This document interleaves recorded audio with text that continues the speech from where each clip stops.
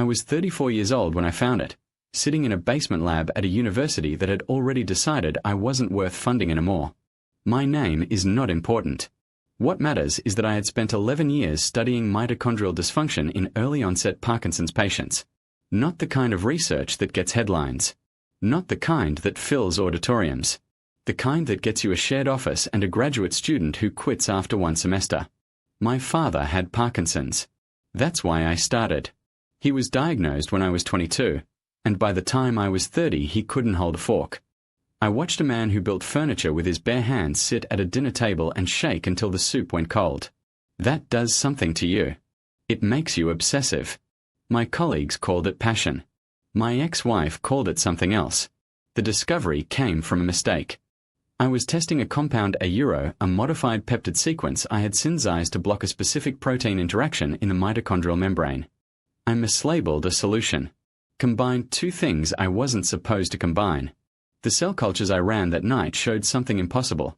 Full mitochondrial recovery in neurons that had been deliberately damaged to simulate late-stage degeneration. Not slowed damage. Not reduced progression. Recovery. I ran the test again. Then again.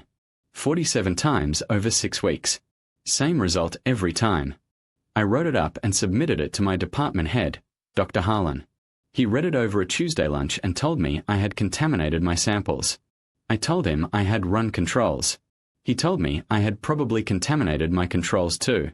He said it with the kind of smile that means the conversation is over. I submitted to 3 journals. The first rejected it without review. The second sent it to a reviewer who called my methodology undergraduate at best. The third asked for revisions so extensive it would have taken 2 years to satisfy them, and by then I suspected they were just waiting for me to give up. I didn't give up. I reached out to a neurologist named Dr. Priya Vasant at a hospital in Toronto. She had published work adjacent to mine, and I thought she might at least read it with fresh eyes. She did. She told me the results were interesting but extraordinary claims required extraordinary evidence, and she didn't have the resources to replicate the study. Polite. Professional. A dead end dressed in kind words. My funding ran out in March. I kept working on my own money, which lasted until July. I moved the equipment I owned into a storage unit and kept running tests on a folding table with a space heater and a chest freezer I bought secondhand. My sister thought I was having a breakdown. Maybe she wasn't entirely wrong. The thing that changed everything was a patient forum. I wasn't looking for it. I found it through a chain of late-night searches. A community of Parkinson's patients and families who had been following fringe research because the mainstream had nothing left to offer them. I posted my data. Not a summary. The raw data, the methodology, everything. I expected nothing. Within a week I had heard from a biochemist in the Netherlands who said she could replicate the synthesis. Within a month she had. Within 3 months there were 4 independent replications across 2 continents. Dr. Harlan sent me an email. It was 3 sentences. He said the results were compelling and that he thought a collaborative paper might be appropriate. I did not respond. The trial is running now. Phase 2. 41 patients, including 12 with late-stage degeneration.